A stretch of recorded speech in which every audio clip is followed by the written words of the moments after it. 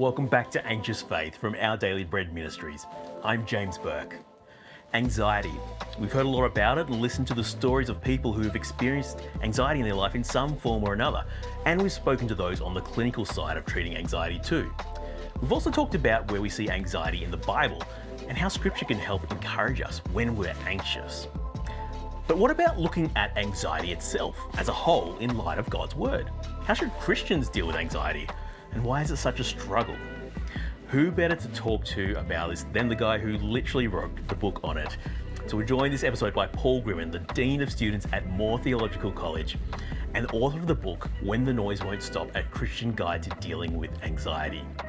We've looked at anxiety from a clinical perspective before. Episode 1 with Dr. Sarah is a great example of that.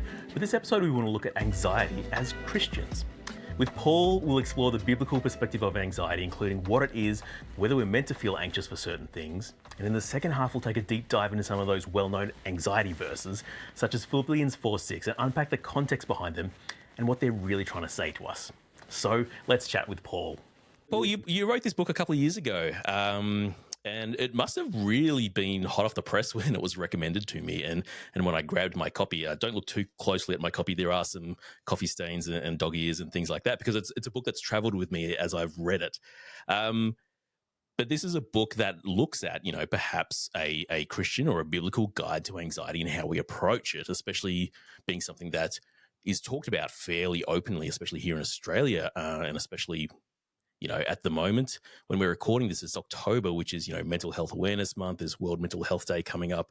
People talk about anxiety, depression, those kind of things. But we often don't really talk about how we approach it in a biblical sense. We just kind of think, okay, we know the drill about going to the doctor, getting a mental health care plan if we need to, going seeing a counsellor or a psychologist kind of thing. That's how we'll deal with anxiety. But we kind of sometimes will put up that wall between our anxiety and our faith because we don't know how to join the two together. Paul works at Moore College in Sydney, but thankfully this book is not just a theoretical or academic approach to anxiety in a faith sense. I mean, it's not great because what that means is that you've had your own journey with anxiety, Paul, but it does mean that you've got a really great perspective to approach this from. So if you're happy just to set the scene a little bit so people kind of get a sense of who you are as we're having this conversation. Are you happy to share a little bit of your anxiety journey with us? Yeah, for sure. Look, it's funny, isn't it? You often, I don't know if this is true for you, you often later in life get understanding or awareness of things that you didn't have when you were younger. Oh, yeah.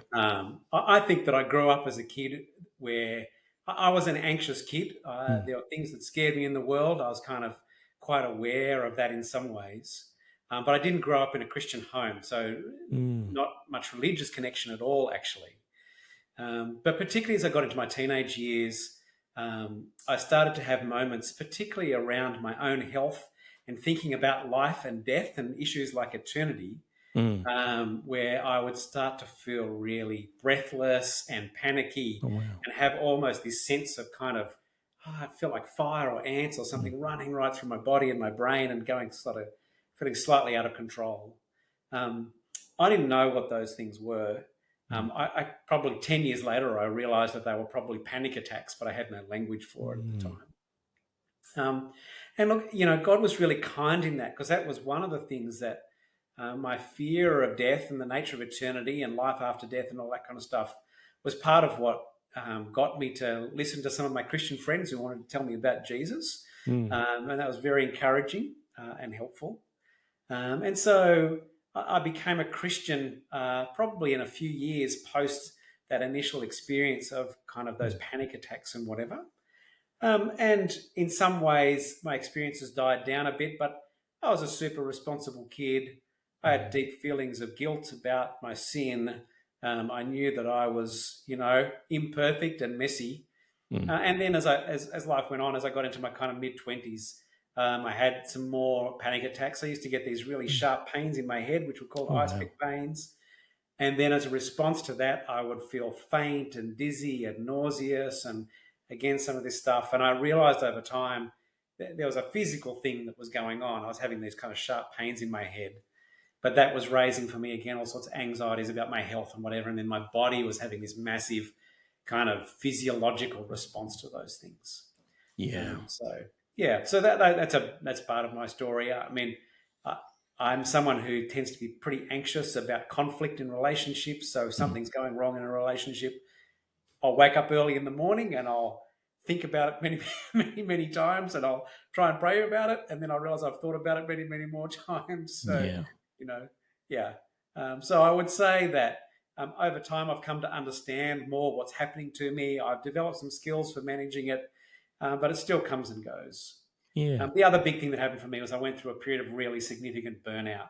I was a Okay. pastor of a church, Yep. um, lots of responsibility, burning the candle at both ends, and got to the Mm. point where I was just very exhausted and weary and didn't care about the job and didn't care about Mm. people. And so there were kind of elements of depression came alongside my Mm. anxiety as well for a time. So, yeah, there's a And little look, bit of the story. yeah, it's pretty serious when you've got a pastor who's not caring about the job or the people in it. It's kind of Yeah, something's yeah. not I mean, quite I going right got to the there. point where I walked away from the job for 18 months because Oh, yeah. I realized it wasn't good for me or for the people that I was serving at church. But Yeah. yeah. Clearly, the fact that you've now come and written a book about anxiety, there has been some development from that place. And like you say, like it hasn't necessarily completely gone away. You're still an anxious person, but it's probably something that's a bit more under control. Is that correct? Yeah, I think that's right. I think I would say that I've learned some skills, like I've learned to make a bit more sense of what's going on. I get when I've experienced the anxiety in my body, Mm. I've learned some capacity to distance myself a bit from that and Yeah, not just nice. kind of let it kind of take over and Yeah. whatever.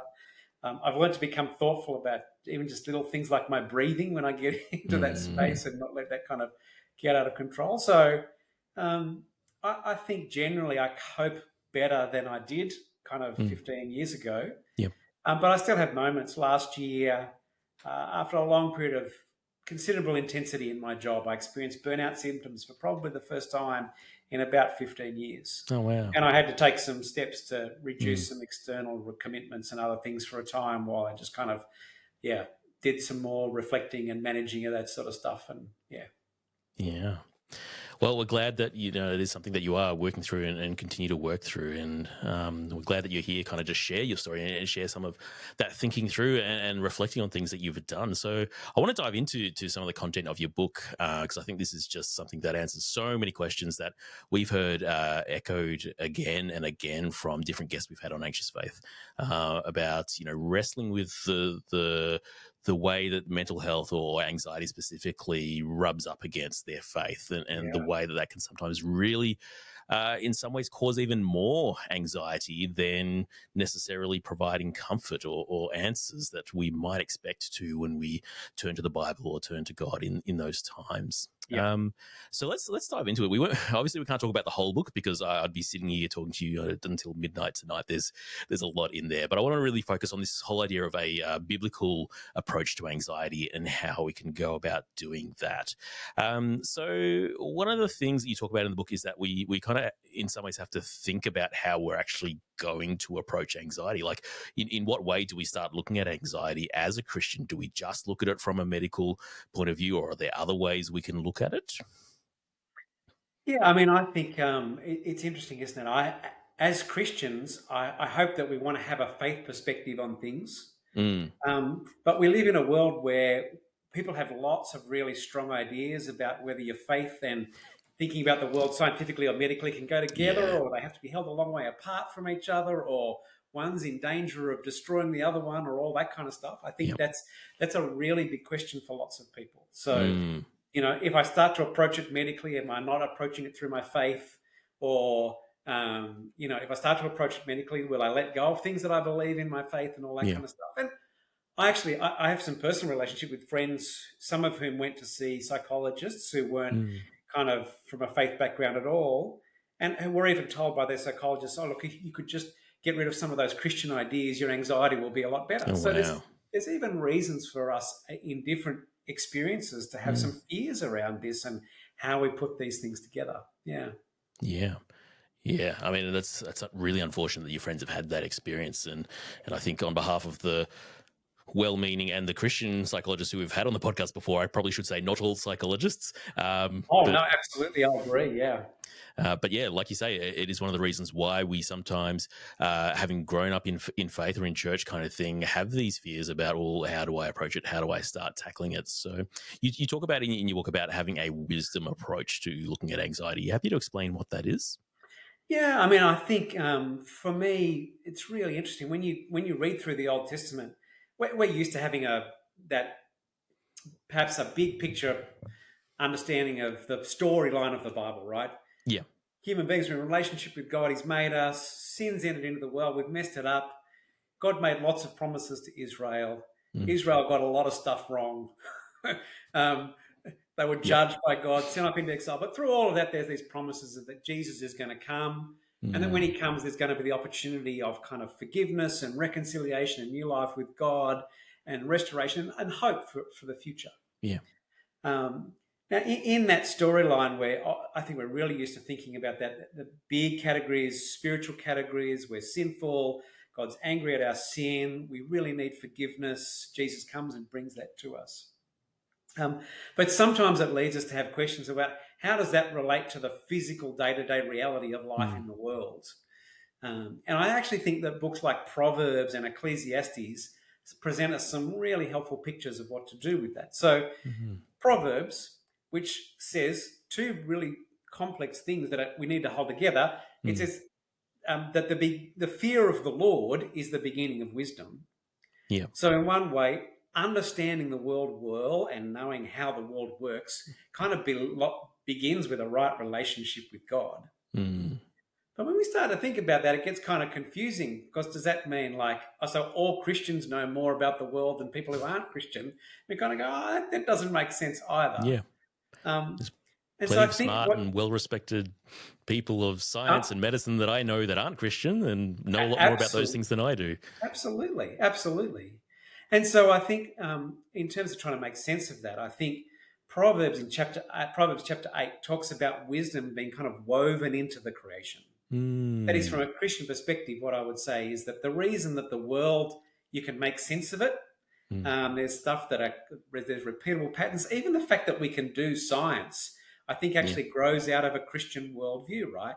Mm. That the world is regular, that there's a God of order behind it, that you can Yeah. understand the world and experiment on it and do stuff like that. All of that grew out of out of a Christian worldview. Mm. And I think it finds its roots back in Proverbs, where God says, look, the whole of the created order has been made with my truth woven into it in Mm. various ways. That's why in Proverbs you can say, well, go and look at the ant. You can learn things from the ant, or go Yeah. even the world around about us reflects some of God's goodness, Yeah. and what's helpful to understand about life in the world. Yeah. Of course, there's a complexity because alongside the book of Proverbs, which says, fear the Lord and the world makes sense, and here's what good looks like, and here's what bad, Yep. be careful, be sensible, love the person beside you, or whatever. Ecclesiastes comes along and says, it doesn't matter how wise you are, Yep. we're all going to die. Yep. The stuff that you thought was good doesn't really last for very long anyway, and it's all a mess, and yada, yada, yada, yada, yada. Yeah. And I think those two perspectives kind of give us a little bit of insight into the way that the Bible talks about the impacts of sin on us as we try Mm. to make sense of the world. Yeah. So we know the world is at one level good and reflective of God who made it and right. Yep. But we know that when human beings rebelled against God in the fall, Mm. the Bible talks about that not just impacting us, but impacting the creation in which we live. Yeah. We'd have to So, work harder to till the ground and get absolutely. crops. Yeah. So when I see the creation and I'm looking at a pattern in creation, is Mm. that a reflection of a good God given thing, or is that a reflection of the way the world's been messed up? Yeah. Um, at that level, I kind of need some biblical glasses. I need a bit of beginning with God and thinking about Him in order to be able to detect and discern what kinds of patterns might be helpful and Mm. relate to His goodness and what are the effects and fall of the Mm. fall. But I think the other thing that happens is the Bible tells me that because I'm a sinful person, sometimes I will see in the world what I want to see rather than what might be good or helpful for me to see. Yeah. Right? But what I do think is that what Proverbs does is it says you can know something about the created world if you begin with the fear of the Lord. There are still things to learn because there are proverbs in the book of Proverbs that don't seem to have much to do with Jesus or the storyline of the Bible or whatever. There's things Yeah. like make sure you plant your field before you build your house. Yeah. There's or some really day-to-day seemingly pieces of advice of just how we go about life. Yeah, absolutely. Um, and I think if you kind of dig into that picture, what you see is that if you actually begin with the Lord, if you begin with the right relationship with God and work hard at thinking about the world from His perspective, you can actually start to observe the world. And there are things that you can learn from observing the world that help you. So, Yeah. like I talk in the book about, for example, you want to play tennis, right? Yep. The Bible gives you some information about tennis, like you shouldn't cheat. Yep. You should treat your opponent with respect. You should there's ways of going about the task, but in terms of the actual rules of the game, the Bible doesn't give you those rules. They're just rules that you learn from talking to other people and being part of the created world. Yeah. Um, so I want to say that when it comes even to thinking about mental health, we're part of a creation where there are patterns that are observable. Yeah. Scientists do experiments, psychologists have data, that kind of stuff. The trick for us is that both us as Christians and our non-Christians neighbours are looking at the world, seeing the data, which is pretty concrete and real, but then we're making some meaning out of that data. We're saying, well, this means this, or this means that we should do this in response, or whatever else. Because sometimes our non-Christian neighbours will take the data and go, this mean we should ... and that doesn't feel very Christian. Sometimes we go, well, I just don't want to listen to anything that they've got to say. And I kind of understand that Yeah. response, Yeah. right? And there's actually, historically, there are some good reasons for that response. Some of the great names in the history of psychology and psychiatry were very anti-Christian. Yeah. Right? So go back to Freud in terms of that kind of psychoanalytic kind of bent to kind of Yeah. historic Yeah. psychology, or Skinner, who was a behaviorist, and you can ask me more about those terms. They don't matter that much, but really big names that have really affect how our psychological world operates for people who basically said Christianity is stupid and we need to get rid of it, right? So for now, as us as Christians, we go, well, should I listen to the psychological world? Should I not? Should I whatever? And I want to say, I think at its best, our non-Christian neighbours are looking at exactly the same world that we are. And they are able to share with us data and information about patterns and habits that are true of life in the world. Some of that actually helps us to make sense of ourselves and what's going on. But we need to keep sifting that through a biblical lens. So this has been a long answer, hasn't it? But what I mean by wisdom is that we can have a biblical mindset and awareness, and we can actually get into information that comes from external to the scriptures and analyze that and make sense of that in ways that help us to live well and wisely under God, I think. And I think what you said just before you summed up was really important about looking at that through the lens of the Bible as well, and making sure that, what we are seeing doesn't completely contradict something that we know to be in God's word, which is the truth. I want to go back a little bit then, because we're talking about as a result of the fall and sin, about how patterns and structures in the world have now become affected by that as well. Does that mean that, take sin out of the equation, say Adam and Eve had never sinned in the garden, would anxiety be a good thing then? This is I find this very hard to answer. That is, I think, I can't prove this, but I suspect we will probably not be particularly anxious in the heavenly realms. Yep. Yep. And so I want to say that in some ways anxiety is tied up with and connected with the fall. But I want to say too that anxiety is actually part of God's right gift to us in the fall. Yeah, okay. And I think probably there would be a sense of a thing that we might call anxiety even if the fall hadn't taken place. All right, let's look at both of those things if we can. So Yeah. what do you mean by, or, can you explain some more about this idea that you think that anxiety might be part of God's good gift as a result of the fall? Yeah. Well, I mean, if you live in a world which is dangerous, right? Yep.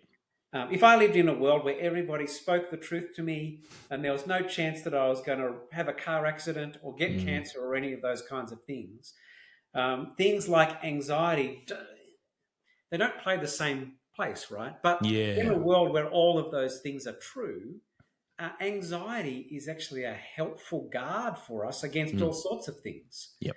One of the ways that a small child learns how to interact with the world is that sometimes their parents put guards up so that they Yeah. start, when they get close to the road, they feel a bit anxious. Mm. That's probably a good thing Yeah. because you need to learn when you're close to the road, you need to be careful, you need to watch what's going on, you need to not run across it.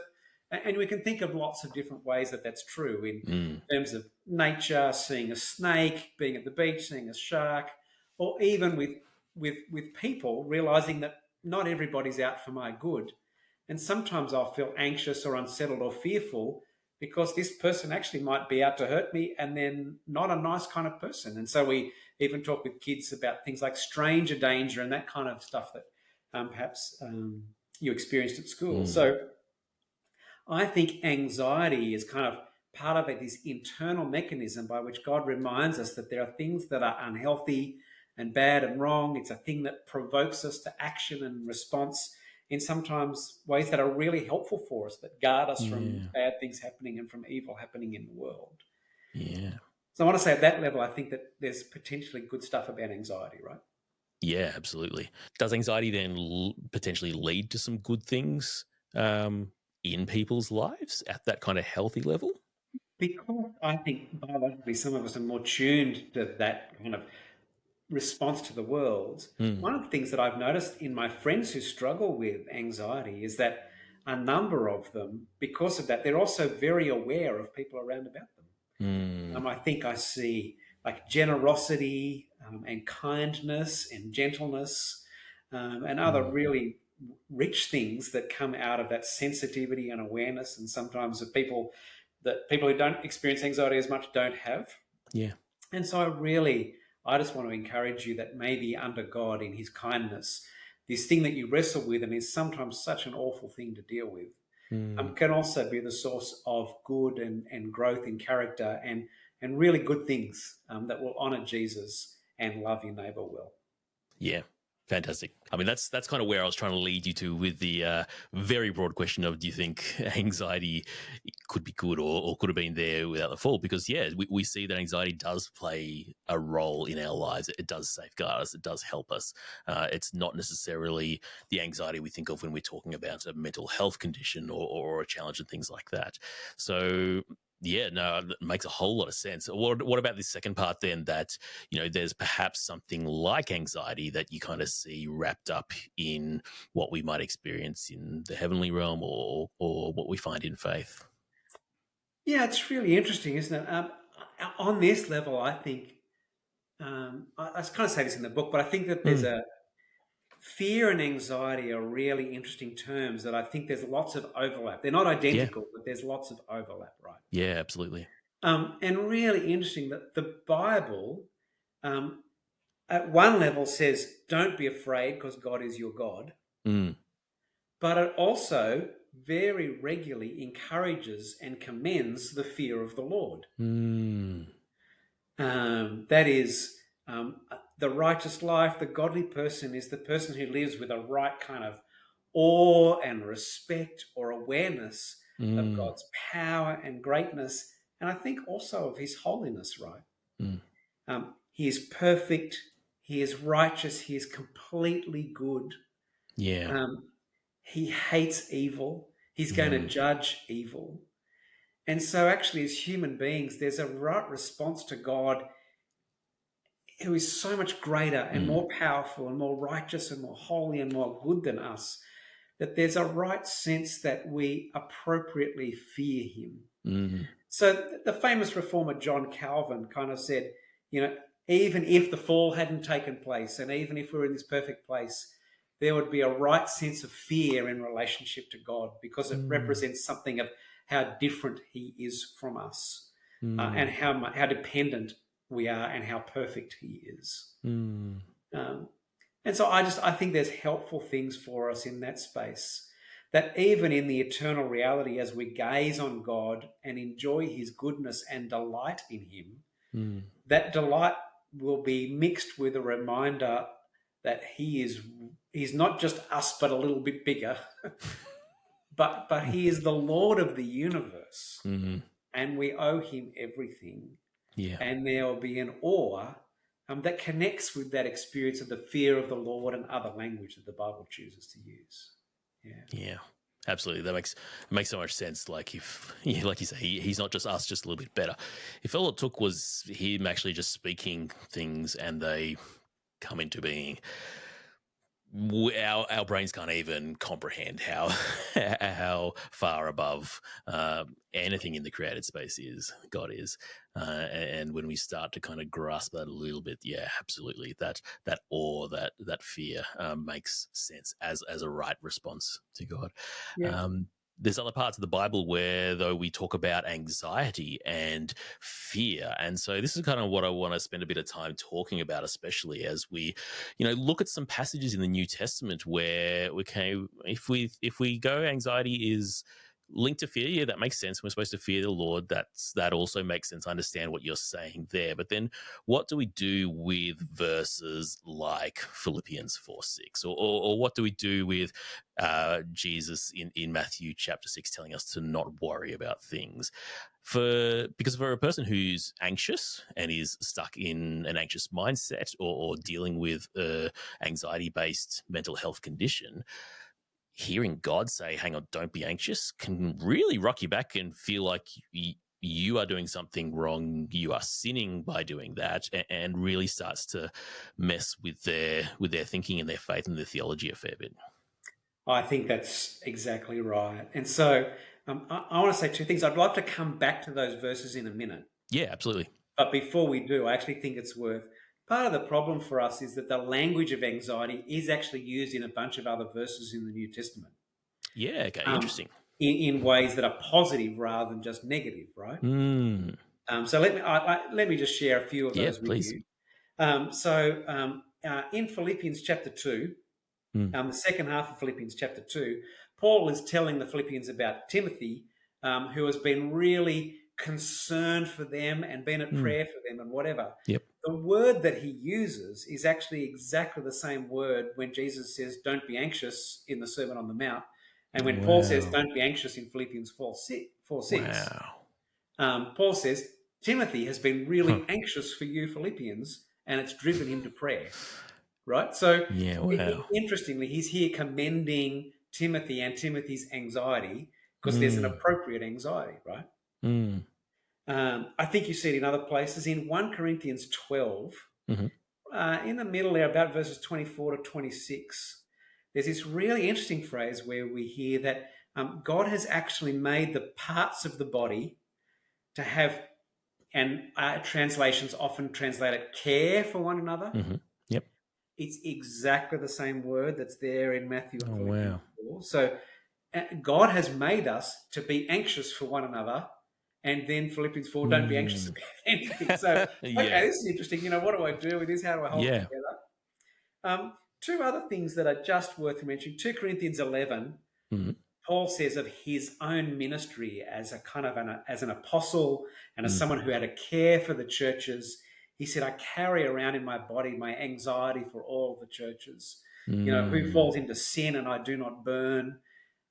It seems to reflect a deep compassion for and awareness of people, and also a distress when things go wrong. yeah. So he has, I think, a God given anxiety for the people that he's been given to Mhm, love and minister yep. to.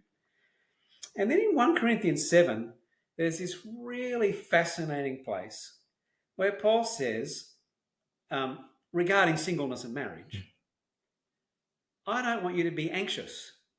Hmm. And then he says, the single person is anxious for the things of the Lord, but the married Yeah. person is anxious for the things of their spouse. Yeah, well, So, okay. This is opening my mind right up about this word that we think means just yeah, one very small thing in the Bible. right. So, and I do find that 1 Corinthians 7, Ron, really interesting because I think it Mm, starts to frame something for us, right? When Paul says, I don't want you to be anxious, I don't mm, think he's saying never feel any anxiety. Mm.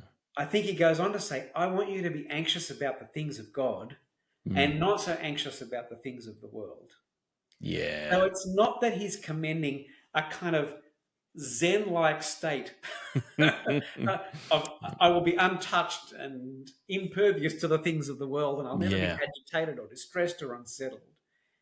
He's saying, let yourself be unsettled and shaped and moved by the truths of God and by what matters to Jesus in your relationships with people. Mm. And I think that's why in 1 Corinthians 12, where you see him say that God's made us to have anxiety for each other in the body, Mm. um, it is our care and concern and worry for each other that causes us to pray for one another, Yeah. or that causes us to help the person who's sick, or helps us, we cook the meal for the friend, or take Yeah. someone for a walk, or mow their lawn, or whatever else Yeah. that it is we do.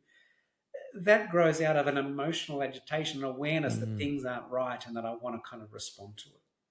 Yeah. Okay, now take all of that and let's kind of wander back towards the verses that we started with. So Yeah, it's really interesting. absolutely. In Matthew, again, do you remember, on the Sermon on the Mount, Jesus says, don't worry. Who by worrying can add a single hour to his life? At one level, worry can't fix or change things. But his particular concern there is that you are worried about the things that your next door neighbor, he calls them, the pagan or the Gentiles, worried about. They're worried about what they're going to eat and what they're going to wear, the things of this world. Mm. He said, I'm concerned that you're going to be so concerned with those things that you're not going to pursue God and his kingdom and his Mm. righteousness. Yeah. It's interesting. It's very similar, isn't it, actually, to what's going on in 1 Corinthians 7. Yeah. And I think similar to what's going on in those other places. It's not that Jesus is saying, don't be anxious at all. He's saying, learn to direct your concern and your energy and your Mm. anxiety and other things in helpful kind of directions. Yeah. Or become aware when they're facing the wrong direction and kind of Mm. wrestle with them, I think is what he's saying. Yeah. Yeah. And so, I mean, I want to say, I think the Bible says, as a human being that God's made in a fallen world, you are going to experience anxiety. Mm. Everybody will. And some of us will experience it more More than acutely others. than Yeah. others, just because our biology is different, Mm. right? So there is lots of studies that there are particular chemicals and particular pathways in the body or whatever Yep. that means some people just respond much more anxiously, much more quickly than Yep. others. So there's this weird thing. There's a chemical called neuropeptide Y. Mm-hmm. Um, there's a guy who's done studies on the special forces training in the US. So there's a Yeah. Okay. particular point in special forces training where they basically put you through a week of sleeplessness, torture, simulated Oh wow. torture, survival, distress, and whatever. And they want to know who's still standing at the end of it and who isn't Yeah. standing at the end of it. Some of the medical guys who've been involved with that have started looking at chemicals within the body. Okay. This particular neuropeptide, if you've got a lot of it, Mm. you'll be less distressed by all of those things and most Oh wow. likely get through the course. If you don't have very much of it, they can almost guarantee that you'll fail and pull out at Yeah. some Wow. point rather than getting to the end, right? So we know that there are biological. This isn't the Yeah. only one, by the way. There are other Yep. mechanisms, but this is Yep. just one example. Different ones of us have different biologies that are differently reactive to the world Yeah. about Yep. us. So I respond very quickly with anxiety. Mm. I knew one guy many years ago who worked for one of the consulates and did work all around the world, but had Mm-hmm. spent years in the Middle East and whatever. And his wife talked about him getting on the back of a Jeep and driving into the middle of a war zone or whatever. And he was basically almost unfazed by the entire Wow. thing. And I Yeah. just I think about that and just think I'd be petrified, terrified, and whatever else. Yeah. So we've got to allow for the fact that there are some basic realities about biology that makes us different from each other. Mm.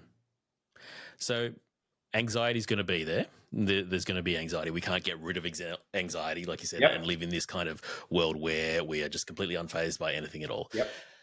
And looking at the word as well and seeing that in the Bible, we've given actually different examples of anxiety, of good, healthy, God-like anxiety for each other, for our ministry, for what Jesus has called us to do. So how did we get it so wrong? Because, time and time again on Anxious Faith, in my own experience, in other people's experience, we've somehow taken these verses to mean that we are doing something wrong if we worry. What do we say to someone who's thinking that, who is stuck in that kind of mindset that Philippians 4:6 says, don't be anxious. Therefore, if I am anxious, I'm going against what God says. Yeah. So I think what I want to say is, I want to take one step back and do just another little piece of kind of biblical helpful information, right? Yeah, please. Um, when I talk to you about commands, Hmm. what do you think of when I say command? Oh, in a biblical sense, I think of like the Ten Commandments. It's probably the first thing that comes to mind. Yeah, that's Yeah. right. So, and that's a lot of like, don't, right? Yeah. Don't commit adultery. Don't steal. Don't lie. Don't have idols. Don't, right? Yep. So we think of commands, and there are right contexts for this, where the Holy God is telling us these things are evil and awful, Yeah. and you don't want to Stay have away from them. anything to do Yeah. with them, right? Now, what's interesting is that grammatically, Mm. commands come in a form. In English, we don't quite have them in the same way, but in other languages, they have particular things that are called imperatives, Okay. which is just a word that means this. This is a grammatical structure that means I'm telling you to do something, right? Yep. Um, but not all imperatives function in the same way. Okay. So when I say, you know, don't lie or don't murder, Mm. that's one kind of imperative. Yeah. When I say to you, pass the salt, grammatically, that is also an imperative, Yep. right? Now, I think some people kind of look for the shape of that thing in the Bible. Here's a command from God. Every command comes with the same force, the same level of prohibition. Yeah. This is just an absolute, you shouldn't do this, etc., etc., etc. Mm. Whereas actually, God commands different things at different times and in different ways. So it's interesting. If you go and look at all of the examples in the Old Testament where people are commanded to not be afraid, Mm. they're not being told, you wretched sinner, I'm about to judge you. It's Mm. nearly always when the Lord has appeared to them or an angel has Yeah. appeared to them, something Yeah. terrifying has happened, Yeah. and the angel or God himself says, don't be afraid. The command at that Yeah. point is not a you terrible sinful person. It is Mm. okay, I know that this is terrifying, but it's okay, this is good. I'm not going to judge you. Wow. This is all right and okay. Yeah. Yep. Yeah. So I think one of the things for us to understand is that not all commands are made in the same way, and they don't all function in the same way in Scripture. Mm. So when you come to the command in somewhere like Philippians 4:6, to not be anxious about anything, Mm. is that God telling you, if you do this, you're going to sin and I'm about to judge you and you're going to go to hell because of it? Or is he gently kind of saying to you, I know this is an anxious world, but I am with you. Mm. Don't be anxious. And you notice what he says, don't be anxious, but in everything by prayer and petition with Mm. thanksgiving, make your requests known to me. It's actually, Yeah. he's giving you something to do in the face of your anxiety. Yeah. And he's encouraging you that in the face of your anxiety, you can actually turn to him and bring your requests to him. And the Mm. actual promise there is beautiful, isn't it? And Yeah. the peace of Christ will dwell in your hearts and minds. Yeah. So we take the command and turn it into this fearful sense of we're disobeying the Lord. Mm. But I think that we're actually not reading that verse in its context or with an appropriate understanding of the way that God's dealing with us or treating us. Mm. You know, I think do not be anxious there is the way that if your 4-year-old wakes up from a nightmare in the middle of the night and you go and sit on the bed with them and you say, don't be anxious, Yeah. that's Yeah. that's not a you're not rousing on them. Yeah. It's part of that gentle encouragement to know who you are and where you are, and things are okay. Yeah. Um, Now, it's interesting, I think, that historically, in an attempt to do good things, people have done kind of unwittingly unhelpful things. Yep.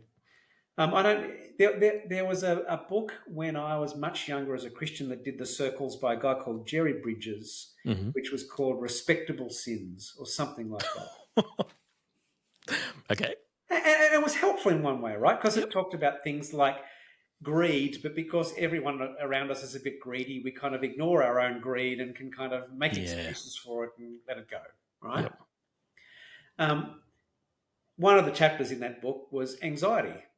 Okay.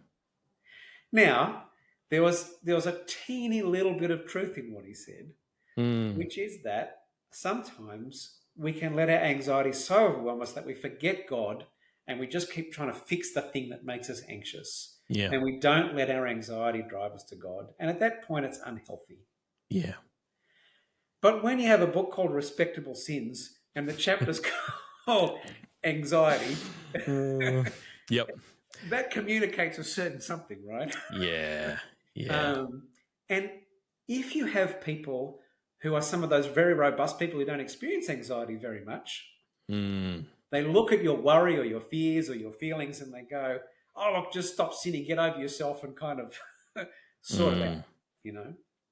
Exactly. So I think there are lots of things culturally that have affected us in that space. Mm. Yeah.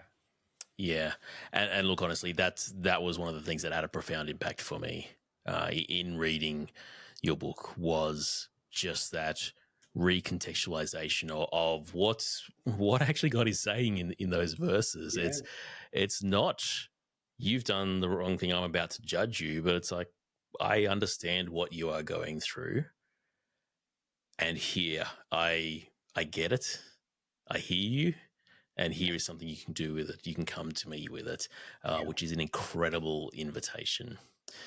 Paul, I want to thank you for sharing just the tiniest little sliver of your book with us. If people are interested in your book, When the Noise Won't Stop, A Christian's Guide to Dealing with Anxiety, we'll have information in the description and in the show notes of where people can find that. But Paul, I just really want to appreciate you for writing this book, for blessing us as Christians with this book. And yeah, continue to hope and pray that it has the impact on others that it had on me and helps perhaps restore some of those parts of our faith that were holding us back a little bit. Thanks so much, James. Thank you for the privilege of getting to talk to you. But I think thank you for the privilege of getting invited into the lives of people who are going to listen. Mm. One of my prayers for the book is that it will help you to be able to see that there is a rich goodness to relationship with God, Yeah. and that anxiety doesn't just have to block your faith, but can actually be the source of godliness and health as well. Yeah. Fantastic. Thanks so much, Paul. We really appreciate it. Thanks, James. Thanks for joining us today and this year as we've sought to open up the conversation around faith and mental health. This is our last episode for the year, but don't worry, we're not going anywhere. We'll be back next year with some exciting new conversations. If you've been helped or encouraged by our work here at Anxious Faith this year, would you consider partnering with us? Your support will allow us to reach others like you with the message that they're not alone and there is hope. To find out more about how you can join the mission so we can keep producing this podcast and our other resources, please head to anxiousfaith.org/donate. We'll have a link down below. Now, during the podcast break, we'd love to keep connecting with you on Instagram, where you'll find bonus content, prayer reels, and live streams with our team. On the 10th of December, we're going to be going live with the team from the Christian Mental Health Initiative in the US. You don't want to miss it. So make sure you follow us there to stay up to date with everything that's happening. You can also sign up to our mailing list on our website at anxiousfaith.org to be the first to hear when new episodes and blog posts come out. And while you're waiting for us to drop the next episode, you can check out the podcast of this episode by searching for Anxious Faith on your podcast player of choice, and you'll also find all of our previous episodes as well. Thank you again for being part of this growing community. We couldn't have done this without you. We hope you have a wonderful end to your year, and we'll see you next episode.